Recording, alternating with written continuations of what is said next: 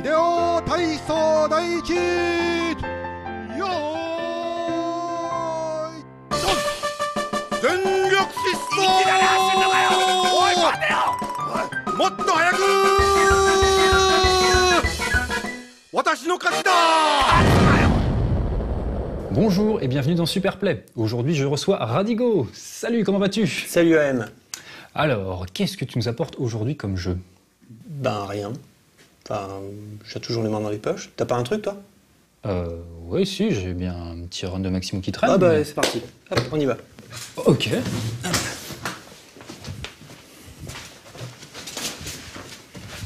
Non, c'est pas moi qui joue quand même. Oh, très bien, très bien. Bah du coup, Maximo. Ouais, Maximo. Maximo. Tu t'as fait quoi sur Maximo? Eh ben, j'ai fait un speedrun en fait, parce que c'est un jeu que j'affectionne particulièrement, bien que assez méconnu en fait. Ah oui. Et donc j'ai fait des speedruns il y a longtemps, que j'ai amélioré au fur et à mesure, et là je présente donc mon run, je pense, ultime, très difficilement améliorable en tout cas. Ah ouais, donc ça fait combien de temps que tu y joues? Je sais pas, ça va bien faire 2-3 ans. Et voilà, là c'est le résultat du travail fourni pendant pas mal de temps. Ok, et ben on va voir ça tout de suite. Je te propose de lancer le run. Allez, c'est parti. Donc bien sûr, jeu sorti sur PS2, hein, au tout début de la PS2, qui est donc la suite spirituelle de Ghosts and Goblins et compagnie. Hein. Spirituel, dans quel sens? On va retrouver un on bestiaire, retrouve un peu, oui bien sûr, déjà on commence dans un cimetière avec la musique mythique, ouais. On retrouve un peu Arthur, des ennemis qui nous en veulent beaucoup, Ouais. une difficulté assez élevée avec notamment des sauvegardes très difficiles parce qu'il faut utiliser 100 pièces d'or, donc un gameplay très très rigide. D'accord. Voilà, donc je vais commencer tout de suite à expliquer déjà par exemple, regarde ici, voilà, là il y avait une toute petite, Un petit dénivelé. Ouais, voilà. Et donc, du coup, Maximo, il a eu une petite... Il est tombé, en fait. C'était comme s'il y avait un coin. Et donc, c'est ce que j'appelle un corner boost. Il y a moyen de gagner de la vitesse comme ça. Après être tombé d'un rebord, on peut enchaîner sur un double saut, ce qui nous fait gagner de la vitesse. Et d'ailleurs, on remarque que sur les lignes droites, je fais des doubles sauts. Que du double saut, quoi. Parce qu'en fait, lors de la petite galipette du deuxième saut, il gagne un tout petit peu de vitesse. Alors, c'est très petit, mais sur la totalité d'un stage, tu gagnes quelques secondes. Quelques secondes, d'accord. Là, le stage, ouais, il est assez long, hein, donc quelques secondes, ça... C'est pas négligeable. Des petites poussières par-ci par-là. Ouais, comme je te dis, c'est pas mon premier run, donc ça fait partie vraiment des dernières optimisations que j'ai trouvées. Donc là, par exemple, on gagne un tout petit peu de temps en prenant un raccourci par là.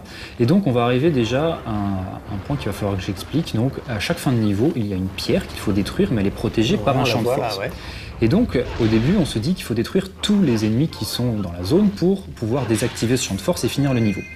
Or, tu peux le constater déjà, bon, j'ai laissé une tête d'Achille, mais ça, c'est normal, elle n'est pas considérée comme un ennemi. D'accord. Mais surtout, j'ai passé très rapidement des ennemis auparavant que j'ai laissés derrière. Oui, en fait, comme c'est un speedrun, tu tues personne. Sauf quand tu en as la nécessité pour terminer le niveau. Ouais, en fait, on fait vraiment que les actions nécessaires. On ne veut surtout pas perdre de temps. Et donc là, j'ai vraiment speedé et j'ai carrément en fait laissé à la traîne des ennemis qui m'ont pas suivi. Et du coup, faut savoir qu'il y a une zone autour de chaque pierre et il faut juste détruire tous les ennemis dans cette zone. Et donc, il peut en rester un peu en amont, c'est pas un problème. Du moment que j'ai détruit tous les ennemis autour de cette pierre, c'est le champ de force brise et je peux avancer. Ok. Donc voilà déjà pour comment optimiser chaque fin. Tout ça, tu le connaissais déjà à l'époque où tu as commencé à speedrunner? C'est quand j'ai fait mon run low percent que j'ai découvert ça. Parce qu'au début, t'as fait plusieurs runs. J'ai fait pas mal de types de runs. Ouais. Et en fait, j'ai vraiment décortiqué l'algorithme du pourcentage ainsi que ses fins de niveau. Alors, et c'est là où j'ai tout compris. Pourcentage, est-ce qu'on va en voir? Non, tu n'en verras pas en fait. Et je ne vais pas l'expliquer, c'est trop compliqué. Et on le voit à la fin, si on reload la save, on voit il y a un pourcentage. D'accord. Voilà. Donc là, on voit que j'ai une magie. Et en fait, donc cette magie, bien sûr, augmente la puissance de frappe. Elle est représentée, il y a un grand cercle rouge en haut à gauche. Et il y a des petits points autour. Chaque fois que je vais tuer un ennemi avec mon arme, donc là de feu, ça va utiliser un de ces petits points. Donc là, j'ai 20 coups possibles. On verra après qu'il y a des capacités qui peuvent être droppées par les ennemis qui peuvent permettre d'utiliser des coups spéciaux avec cette magie. Ensuite, il y a bien sûr ma barre de vie et les 10 petits points bleus en dessous, c'est les points de bouclier. Parce que oui, même le bouclier a des points de vie. D'accord. Si tu te protèges, c'est cool, mais il va perdre un point de vie et au bout d'un moment, on perd son bouclier. D'accord. Oui, vicieux jusqu'au bout. Et donc là, on a vu une capacité qui a été droppée. Je sais pas si tu as vu, il y a eu un petit item vert, d'ailleurs, qui est allé se loger en bas à droite, en bas à gauche, pardon. En bas à gauche. En fait, donc les ennemis peuvent dropper des compétences, ce qui permet en fait de monter de niveau. Il n'y a pas vraiment de niveau à proprement parler, c'est juste qu'on gagne des compétences. D'accord, des habilités. Voilà, exactement. Et c'est là où le jeu est un petit peu cruel si on veut vraiment le speedrunner à haut niveau, c'est que ces drops sont random et il faut bien sûr certaines compétences pour pouvoir espérer aller très vite à certains endroits. Donc là, pour te donner dans le mille, il faut que dans ce premier monde, il faut impérativement que j'ai la capacité lancer de bouclier. D'accord. Si par exemple, je ne l'ai pas avant donc, la fin de ce monde, je peux resetter directement. Ça ne sert à rien de continuer, je perdrai trop de temps. Sauf que bon, c'est le niveau 1, pour l'instant on se dit, ça va. C'est le monde 1, parce que donc il y a 5 mondes, et dans chaque monde, tu as 4 stages. Ouais, donc ça fait 20 niveaux. On va dire. Ouais, grosso modo, hein, tu verras à la fin, le dernier niveau est un petit peu différent. Mais grosso modo, tu as 4 stages et un boss par monde. Voilà, donc si parmi ces 4 premiers stages, je n'ai pas la compétence, je reset. D'accord. Ouais, donc ça fait quand même quelques minutes de jeu perdu. C'est pas loin d'une dizaine de minutes. Ouais. Sur un random. Alors. Pénible ou pas On va dire que c'est une des compétences les plus facilement droppées. Ok. Il n'empêche que des fois, il m'est déjà arrivé de faire 1 heure, donc c'est-à-dire 6 fois le premier monde sans en avoir. Hein. C'est des choses qui arrivent. Donc voilà, il faut un petit peu de chance. Un peu de sang-froid. Voilà, c'est un peu le maître mot de ce run. Il faut keep calm, tu vois. Il faut être très serein et ne pas s'énerver. Donc voilà, je saute par-dessus tous les ennemis parce que eux ne nécessitent pas d'être tués. Et donc ils là, sont toujours pas dans la zone de la pierre. Hein. Voilà, et donc là, on arrive et par exemple, tu vois, ce lancier, hop, je lui passe dessus très rapidement et je suis sorti de son champ de vision. Donc là, il ne me voit plus alors qu'il est très proche. Mais son champ de vision est très restreint et du coup, j'ai pu détruire les 3 ennemis autour de la pierre et ça suffit à faire casser le champ de force. Sinon, il t'aurait suivi. Oui. Dans le champ de force. Il m'aurait suivi dans la zone de la pierre et j'aurais dû le tuer. T'aurais dû le tuer. Et perte de temps et perte de magie en plus. Ah oui, parce que là, ta magie, elle se remonte pas entre les niveaux. Et non. On voit les petits points qui se... Voilà, à chaque fois que j'ai tué un ennemi, en fait, je perds un petit point. Et bien sûr, tout est calculé pour avoir la magie au bon moment. Ouais, parce que j'en ai besoin. C'est vraiment beaucoup plus puissant, en fait. Oui. L'arme de base est un peu pas terrible. D'accord. Voilà. Donc là, on arrive déjà au 4e stage de ce premier monde et je n'ai toujours pas mon bouclier. Ah oui, le fameux lancer de bouclier. C'est mal parti. Alors, il peut être droppé par les derniers ennemis. Le problème, c'est que dans ce monde-là, un peu comme les autres, en fait, je tue personne à part les tout derniers ennemis. Donc, en plus, vu qu'on est en speedrun, voilà, ça diminue les chances d'avoir les bons drops. C'est ça qui est complètement cruel. C'est cruel, exactement. Ouais, c'est vraiment cruel. Là, on commence à ressentir la patte de Stone Goblins. Ouais, oui, là, c'est quand même légèrement flagrant. Bon, je ne finirai pas en caleçon, mais on peut finir en caleçon, bien sûr, si on perd son armure. D'accord. Bien sûr. Oui. Donc, ça va de soi. Ouais, normal. Donc ici, il y a moyen de gratter une demi-seconde en se faisant projeter par les pierres qui montent et ainsi éviter un double saut, mais je préfère ne pas le faire. Là, on voit d'ailleurs la stupidité, surtout à quel point leur champ de vision est restreint. T'as vu, je lui ai sauté à 2 cm, il m'a pas vu, il faut juste connaître bien leur champ de vision. Et là, seule technique de séquence breaking du jeu, à partir du moment où on saute sur ce pont, il s'effondre. Mais donc du coup, pour sécuriser le joueur qui va normalement arriver par l'autre côté après avoir fait tout un détour si jamais il vient tomber, il fait monter une petite plateforme pour que si jamais on vient tomber, on puisse remonter à la fin. Mais du coup, moi, j'active le pont qui va s'effondrer. Tu fais s'effondrer le pont, Et par la même occasion, ça fait remonter cette petite pierre. Et donc du coup, en fait, je fais demi-tour et j'arrive directement à la fin. Donc là, j'ai skippé à peu près 40 secondes de niveau. C'est la seule véritable technique de séquence breaking que j'ai trouvée dans le jeu actuellement. Parce que oui, rappelons-le, je suis le seul à jouer à ce jeu. Donc si vous êtes passionné, venez me rejoindre, mais je suis un petit peu tout seul. En plus, pourtant, il y a beaucoup de gens qui aiment Ghouls and Ghosts, Ghost and Goblins. Oui, mais celui-là, il est un peu mal aimé. Très souvent, c'est le Ghouls and Ghosts en 3D. Ah ouais, c'est en 3D, donc c'est pourri, quoi. Alors que je trouve qu'il a un certain charme, il est très rigide et en tout cas moi je l'ai beaucoup apprécié. Et donc tu vas voir pourquoi j'ai besoin du bouclier absolument. Et donc tu l'as eu là ? Ouais, je l'ai eu sur un des derniers ennemis. Parce qu'en fait grâce au bouclier, on peut tout de suite faire tomber le boss et donc lui faire des dégâts. Alors je n'ai pas vu. En fait là je lui lance le bouclier sur son pied parce qu'en fait tu vois il a un orteil qui sort de sa chaussure en fait. Et c'est son point faible. C'est son point faible. Oui, c'est voilà. Et donc du coup je n'ai pas à attendre son attaque où normalement on peut l'enchaîner en fait. Il faut attendre qu'il fasse une attaque spéciale, on saute par-dessus et on peut le déstabiliser. Là, avec le bouclier, j'arrive directement, je lui envoie le bouclier et je peux le tuer très rapidement. C'est juste beaucoup trop long. Donc voilà déjà pour la fin c'est une chouette technique déjà. De ce premier monde. Vous pouvez admirer les voix en japonais, les voix originales, parce que les voix françaises étaient un petit peu pourries. Il a été localisé en français. Oui, les voix sont en français. Les doublages sont vraiment terribles.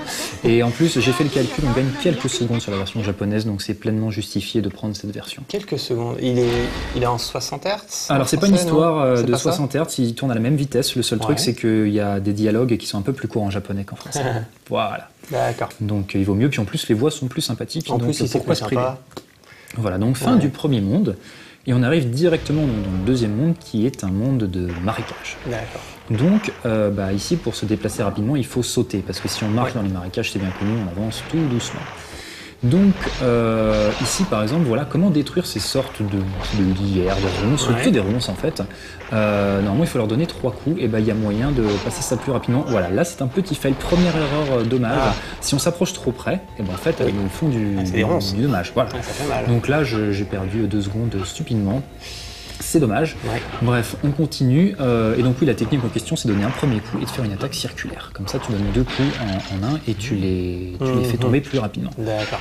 Là, le but, c'était d'arriver très très vite avant que l'ennemi, le squelette qui a la clé d'or dont j'ai besoin pour ouvrir la porte là, en fait, arriver avant qu'il ne sorte totalement de terre, ce qui fait qu'il est complètement sans défense et on peut lui asséner un coup très puissant avec triangle et le tuer directement.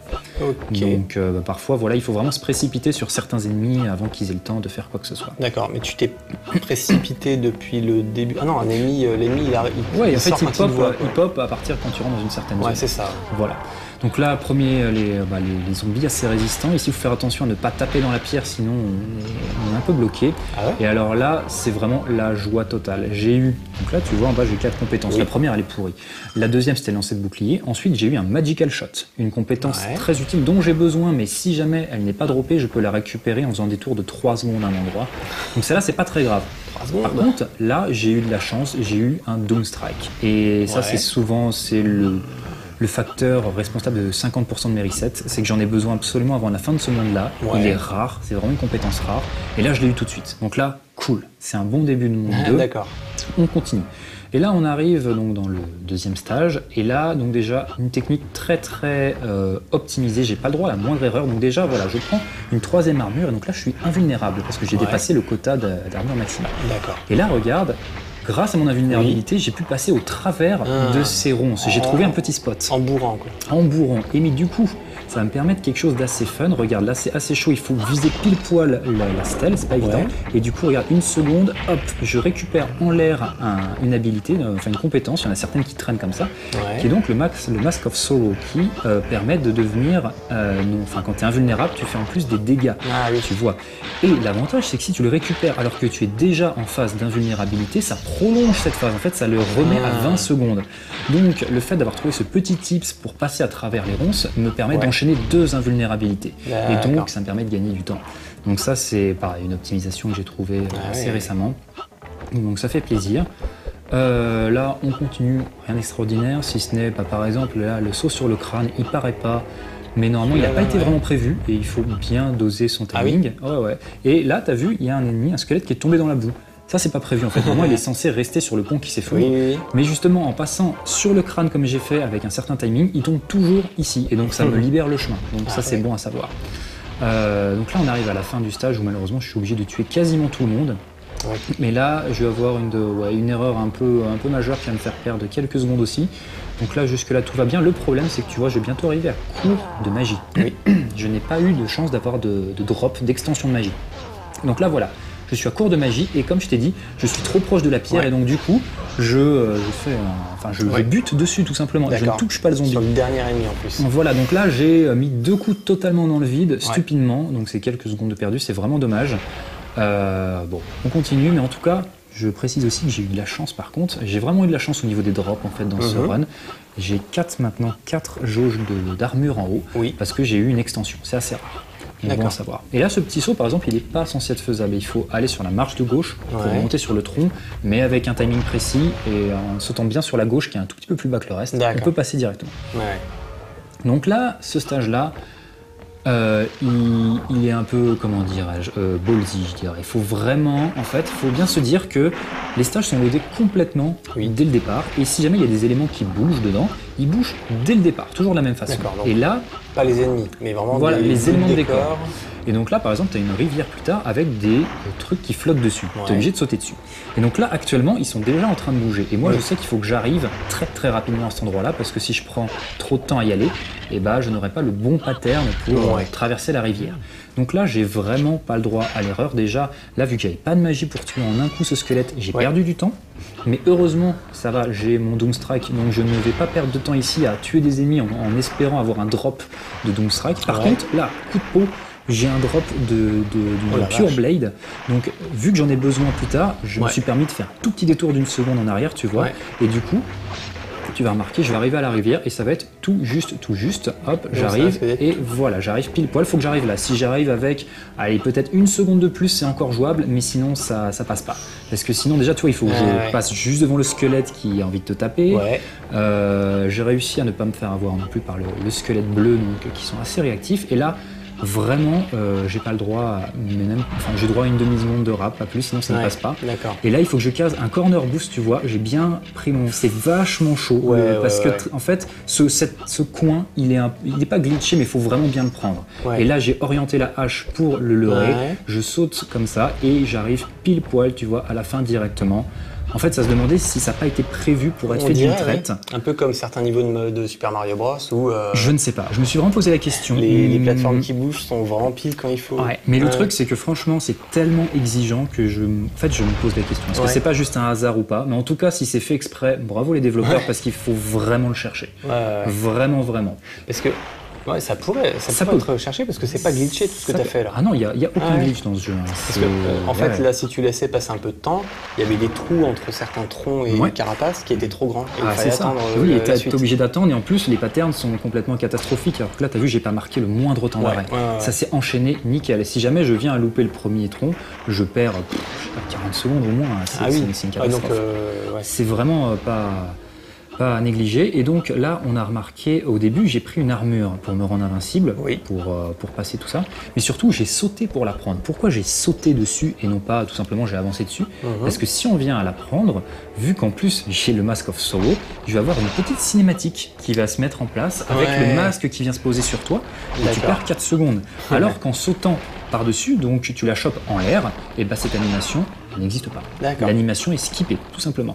Et pareil à la fin, tu remarqueras toujours à la fin de mes invulnérabilités, je fais un petit saut parce que sinon, pareil, il y a une petite phase d'animation où il perd son invulnérabilité. Et tu peux prévoir quand elle arrive parce que justement, il y a un timer. La sortie. Regarde, là, hop, donc là, je chope. Et donc là, tu as 20, 19, etc. Donc à la fin, je saute toujours, sauf il y a certains endroits où j'ai pas besoin, mais c'est pour ça que je saute à la fin des invulnérabilités et surtout ne jamais prendre aucune armure en marchant, sinon c'est la fin. Et là, tu vois, par exemple, l'ennemi avec la lance, j'ai remarqué qu'il n'y a pas besoin de le toucher pour le tuer. Si jamais il vient te donner un coup de lance et que tu touches le bout de sa lance, il meurt aussi. Donc ça m'évite d'avoir à faire un petit mètre en plus pour le toucher, tu vois. Donc t'attends qu'il essaye de m'avoir. Et là, bim. C'est vraiment l'invulnérabilité, c'est ce qu'il y a de plus puissant dans le jeu. Donc il ne faut pas s'en priver. Alors juste avant, tu as réussi à détruire la pierre à 1 seconde de la fin de ton invulnérabilité. Et du coup, je l'ai perdu pendant l'animation où il revenait dans la map. C'est nickel. Alors là, on arrive au pire boss du jeu. Mais de loin, même pour un joueur basique, je pense que c'est vraiment le boss le plus dur. Le deuxième boss. Ouais, et en plus, donc, je le déteste parce qu'il est vraiment random. Très random. Là, j'ai un setup. Déjà, j'attends qu'il vienne vers moi. Je me repère à son 5e bruit de pas. Et en fait, il va se dédoubler en 3. Et je vais utiliser mon Doomstrike qui me permet donc de faire une attaque de zone en lançant 3 boules d'énergie. Sauf que ces 3 boules d'énergie, en fait, le jeu a été prévu pour que chaque boule n'aille pas sur un clone. Sinon, ce serait trop simple de l'avoir. En fait, il y en a 2 qui vont toujours aller sur le même. Là, je ne sais pas si tu as eu le temps de voir, mais je me suis positionné de façon à, quand je fasse mon coup vers le bas, je touche un ennemi. Et au moment donc où je touche le sol juste après l'avoir battu, du coup, il n'y a plus que 2 ennemis en restant. Et du coup, il y en a 2 qui vont sur l'un et la 3e sur l'autre. Donc ce coup-là, mine de rien, il est très chaud. Et là, vraiment coup de peau monstrueux. Parce que les clones, bien sûr, ils se déplacent n'importe comment. La dernière forme, il y en a plus. Donc j'ai fait d'abord un premier Doomstrike pour en évacuer quelques-uns. Et il en reste toujours 2 que normalement je tue au lancer de bouclier. Et là, je l'ai lancé, j'ai cru que je l'avais foiré. Et en fait, en revenant, il a percuté les 2 d'un coup. D'accord. Donc franchement, là j'ai eu énormément de chance, sachant le taux de random de ce boss. Et je pense qu'il est très très difficile de faire mieux que ça. D'accord. Donc là, un très bon boss 2, je suis vraiment très content et on continue. D'ailleurs, j'en profite ici, on peut choisir entre sauvegarder, un bisou, ça permet d'avoir un bonus à la fin si tu as tous les bisous, et l'armure totale, ça permet de régénérer toute ton armure et toute ta magie. Donc ça, c'est l'avantage du single segment, c'est que du coup, je me recharge complètement à chaque début de monde. Ça, c'est génial. Alors que bien sûr en multisegment, on sauvegarde et on repart un peu à poil en fait. Donc tu sauvegardes, ça veut dire que tu dois choper des pièces. Voilà. Ah non, justement, c'est le seul moyen de sauvegarder sans prendre de pièces. Ah, d'accord. Parce que normalement, si on veut sauvegarder au cours du jeu, il faut prendre des pièces. C'est ça, Mais à la fin d'un monde, en battant un boss, tu peux sauvegarder sans utiliser de pièces. Voilà, c'est pour ça que si vous voulez faire un run multisegment, c'est ce qu'il faut faire. Le petit saut là qu'on a vu, pareil, il paraît pas. Il n'est pas prévu pour et c'est un input vraiment pourri et pas évident à faire. Alors en soi, c'est juste pour le style que je le mets parce que de toute façon, vous allez voir, je vais devoir patienter un peu. En fait, parce qu'il y a l'iceberg là. Déjà, je récupère la magie et pareil, je saute dessus parce que sinon, je vais avoir une animation où Maximo va lever sa main. Et tu vois, j'ai largement le temps de prendre l'iceberg. C'est voilà, le saut, je le casse juste parce que j'ai trouvé que c'était possible. C'est pas évident, mais voilà, on essaie de maximiser tout ça. Donc bien sûr, on saute le plus tôt possible. C'était tendu. Pareil. On saute sur l'armure et donc là, on bourre parce que pareil, là si je prends la moindre demi-seconde de retard, je vais me faire avoir. On a encore des éléments mobiles. Une stalagmite cette fois-ci, en fait il y a une stalagmite qui va sortir du sol et il faut absolument que je la détruise et surtout que je saute juste après, tu vois, elle va sortir là, il me reste 3 secondes, 2, 1 et là je saute pour que l'animation s'arrête pendant mon saut. Sinon, si j'ai pris un tout petit peu de retard, et je suis baisé parce que du coup il va s'arrêter et je vais me prendre la stalagmite qui est en train de sortir de la plateforme. Donc c'est double fail. Là j'ai fait un tout petit détour à gauche pour prendre cette armure. Alors on peut se dire pourquoi tu ferais mieux d'aller direct à la fin. Parce que là on voit des nouveaux ennemis, ce sont des pirates zombies en fait, avec une épée plantée dans le dos qui sont très très résistants à battre. Normalement il faut les foutre au sol et ensuite les battre avec un coup vers le bas. C'est très long. Alors que là, avec l'invulnérabilité, je les défonce direct. Et ça marche comme ça avec tous les ennemis? Quasiment. Un coup, one shot quoi. C'est vraiment, il n'y a que très très peu d'ennemis qui résistent. C'est de loin le coup le plus puissant. Donc voilà pour ce premier stage. On se dirige vers le deuxième qui est très très intéressant en fait. Alors là on se dirige, c'est-à-dire qu'on n'était pas dans un niveau là. En fait là on est dans ce qu'on appelle le hub, le niveau central en fait de chaque monde.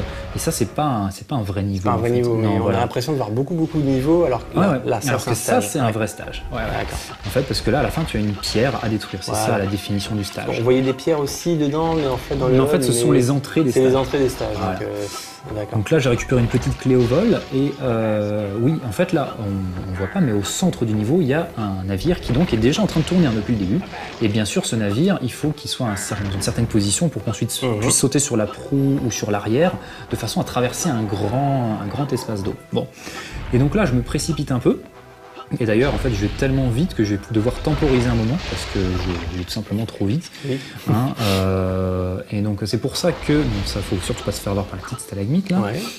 Voilà, donc là, je fais apparaître un coffre parce que oui, il y a des coffres cachés à l'ancienne. Comme et dans donc là, voilà, là, on peut se dire putain, mais je perds du temps. J'aurais pu prendre l'armure tout de suite. Faux. Si jamais je l'avais pris tout de suite, en fait, tu vas voir, en fait, si je la prends. C'est uniquement parce qu'elle va me permettre de tuer en passant justement sur le navire dont je te parle. Le voilà, il est en train de tourner, tu vois, là je suis obligé d'attendre un tout petit peu. Je saute dessus. Donc, le but de prendre cette invulnérabilité, c'est de tuer un des 2 pirates qui est là. Et regarde, je le bats, il reste 1 seconde à peine. Donc si j'avais pris l'armure tout de suite, je n'aurais pas eu le temps de... L'invulnérabilité se serait terminée avant. Là, j'arrive pile poil pour arriver de l'autre côté, c'est nickel. Et surtout, il faut bien feinter les 2 squelettes en même temps. Sinon, ils vont te choper au retour. Donc bien sauter au milieu, là voilà je les feinte, et là, petite séquence breaking, normalement on est obligé d'attendre le navire pour qu'il refasse tout un tour, mais en fait non. il y a moyen, avec des sauts bien courbés, il y a moyen de passer. Et donc du coup là on économise énormément de temps. Parce que sinon, déjà, tu es obligé d'attendre que le navire revienne, tu sautes dessus, qu'il fasse un tour complet. Et en plus qu'il fasse un tour complet. Parce qu'il est dans le mauvais sens. Là, vous perdez 1 minute. Voilà, donc ça, c'est vraiment une très bonne découverte. Là, ici, Je déteste ce glaçon, vraiment, là il m'a trollé. Là j'ai perdu un peu de temps. Donc à part ça, hein, sinon tout le reste s'enchaîne bien. Je fais apparaître l'ours fond que je tue avec un Magical Shot. C'est ce qu'on a vu en fait. Si tu as donc le Magical Shot, tu peux envoyer une attaque à distance avec ta magie, ça coûte 2.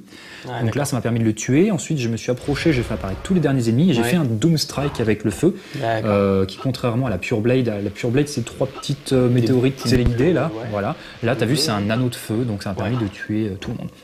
Donc ça dépend des magies, hein. Chaque magie a des animations différentes. D'accord, c'est dans ton aptitude. Voilà, donc bien sûr, il y a feu, glace, donc il y a la Pure, c'est la vie, et on verra Armageddon plus tard. Donc là, allez, un stage pour changer, extrêmement stressant.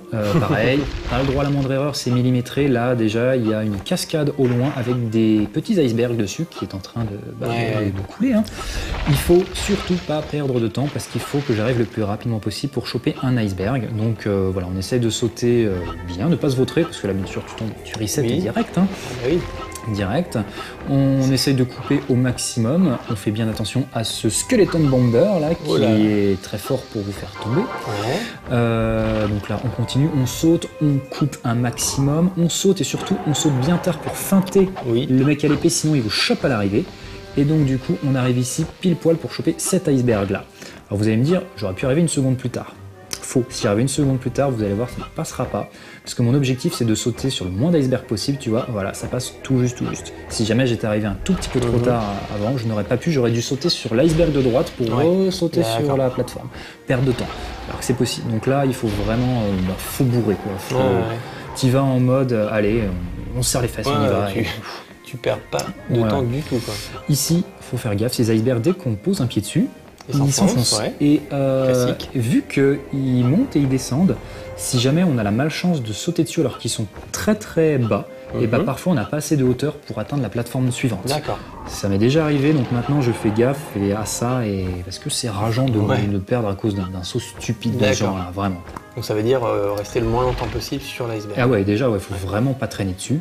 Ici, donc tout de suite, la bonne inclinaison pour pas surtout glisser sur la glace. Sinon, on voit pas, mais tu glisses là. Ah oui, le verglas, ça glisse comme pas possible, hein, donc faut faire attention.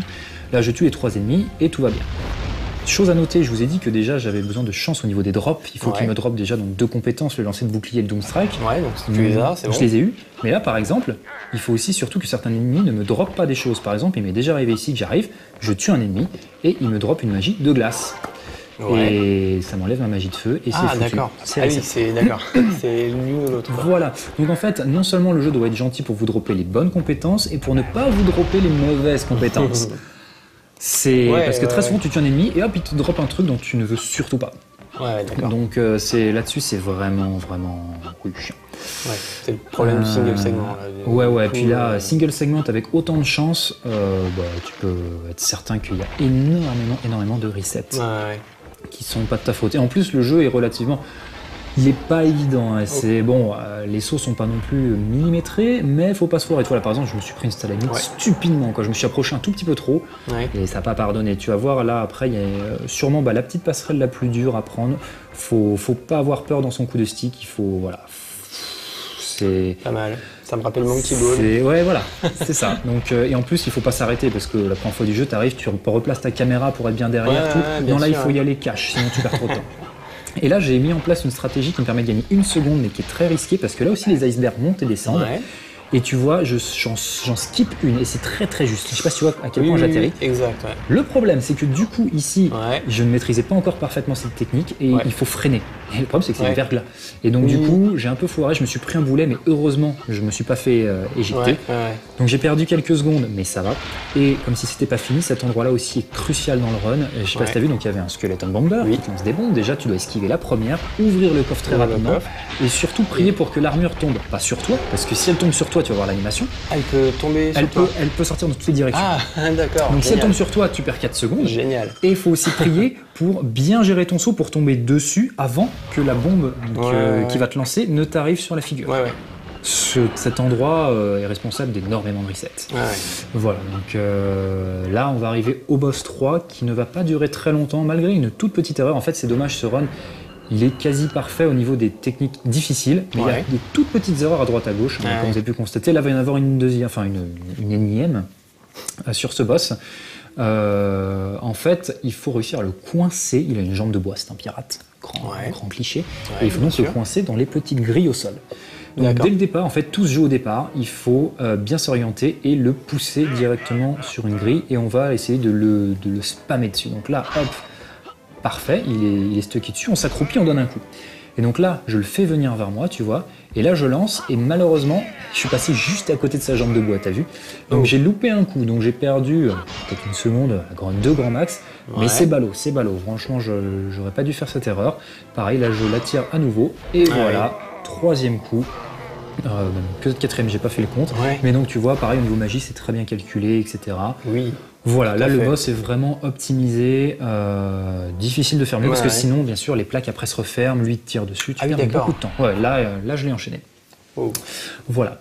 Donc là, on est à la fin du troisième monde. On va faire une petite pause. Ouais, on va s'arrêter là, je pense. On va s'arrêter là parce qu'il y a encore une bonne partie du run. Là, on est à la moitié. On est à la moitié, un tout petit peu plus. Donc je pense qu'on va s'arrêter là. Ok, et bah écoute, on se reverra dans une prochaine émission Superplay avec la suite de Maximo. La suite et fin donc, de ce speedrun, pardon. Ok, et bah à bientôt dans Superplay. À bientôt.